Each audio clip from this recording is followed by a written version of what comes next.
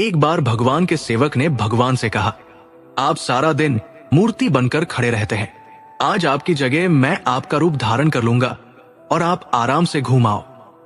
भगवान ने भी सेवक की बात मान ली, लेकिन भगवान ने शर्त रखी, जो भी प्रार्थना करने आए उन्हें केवल सुनना और कुछ नहीं कहना। सेवक ने शर्त स्वीकार कर ली और योजना के अनुसार सेवक भगवान की जगह मूर्ति बनकर खड़ा हो गया। पहला व्यक्ति जो मंदिर में आया वो एक व्यापारी था।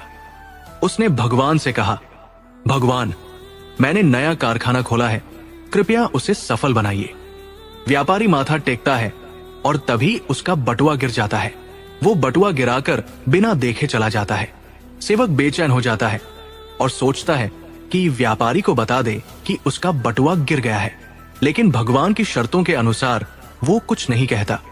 कुछ समय बाद एक गरीब आदमी आता है और भगवान से कहता है, भगवान, घर में खाने के लिए कुछ नहीं है, कृपया हमारी मदद करें।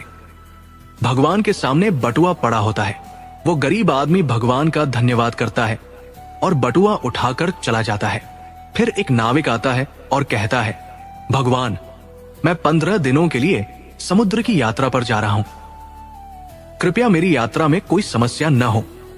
ठीक उसी समय व्यापारी पुलिस के साथ आता है और कहता है, ये नाविक मेरा बटुआ चुरा कर भागा है। पुलिस नाविक को पकड़ कर ले जाती है।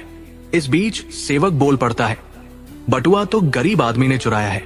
इसके बाद गरीब आदमी को पकड़कर जेल भेज दिया जाता है। रात को भगवान लौटते हैं और सेवक खुशी खुशी पूरा किस्सा सुनाता है।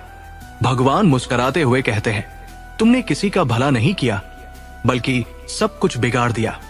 वे आगे कहते हैं, व्यापारी का बटुआ गिरना कोई बड़ा नुकसान नहीं था।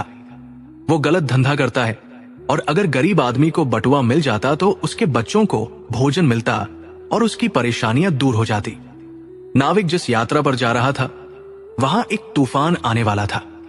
अगर वो जेल में होता तो उसकी जान बच जाती और उसकी पत्नी विधवा होने से बच जाती। इसलिए याद रखो, कभी कभी जीवन में हमें समस्याएं आती हैं और हम सोचते हैं कि ये हमारे साथ ही क्यों हुआ, लेकिन इसके पीछे मेरी योजना होती है। मेरी योजना हमेशा तुम्हारे भले के लिए होती है, बस कभी कभी उसे समझने में समय लगता है। सच में इस कहानी से हमने यही सीखा, जो भी होता है अच्छे के लिए होता है। आप अपने विचार कमेंट में जरूर बताएं। जय श्री राधे।